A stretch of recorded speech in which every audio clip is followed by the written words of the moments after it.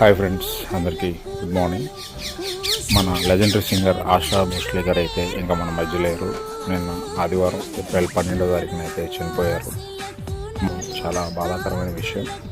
ఆవిడ పాడిన తెలుగు పాట నాలో ఊహలకి చందమామ మూవీలో కృష్ణవంశీ డైరెక్ట్ చేసిన మూవీలో ఆవిడైతే ఒక పాట పాడారు.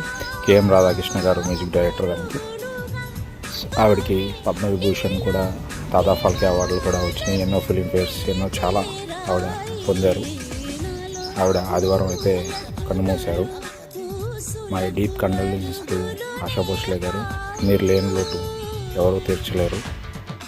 మీ అందరం కూడా బాధపడుతున్నాం. మా తెలుగు ప్రజలందరూ కూడా మిమ్మల్ని చాలా మిస్ అవుతాం.